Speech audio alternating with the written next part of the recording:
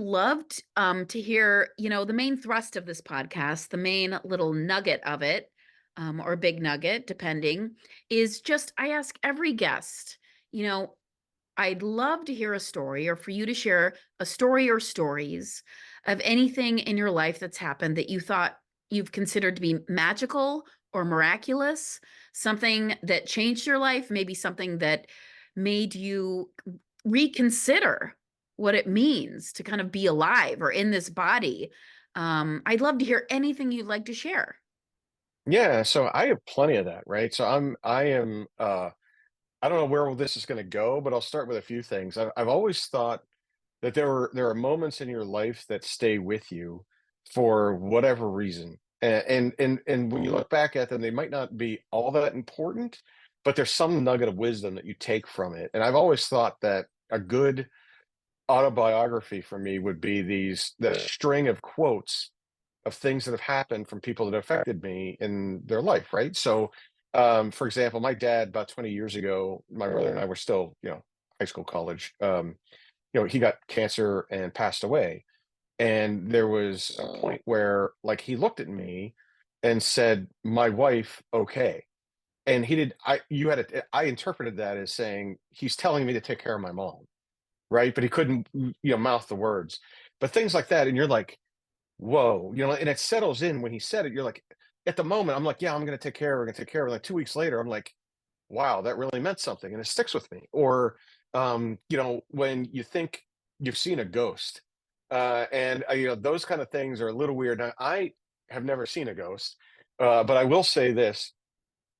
My cousin, when they were younger, they live about a half a block from a cemetery, and not even that, it's catty corner to a cemetery. And the my cousin has two children, they're twins, and the girl of the two is named Abby. And when she was younger, between 2 and 6, 2 and 7, she would have these visitations by this her imaginary friend named Billy.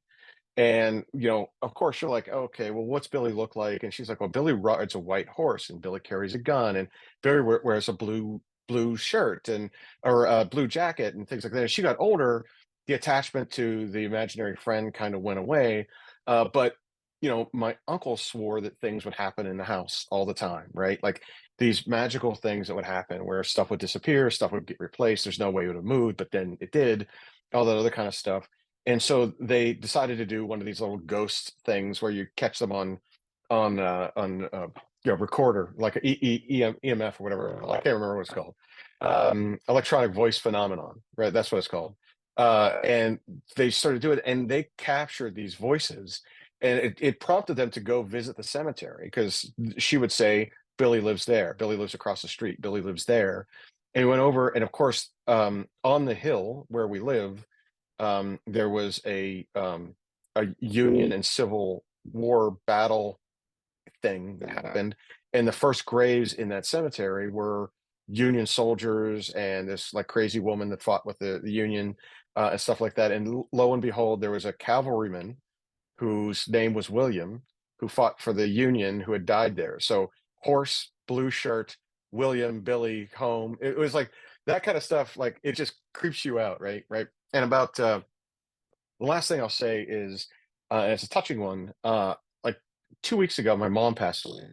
3 weeks ago now, and but we knew for a long time. She was really deep into dementia, and there was this point where you could not talk to her. She was almost to the point of like being animalistic in the sense where she was eating ears off of like fluffy toys and trying to eat plastic, and that was her way of showing that she was hungry and stuff like that. But at the end, the very last day that I saw her before she passed, um, she pulled it together just to cry.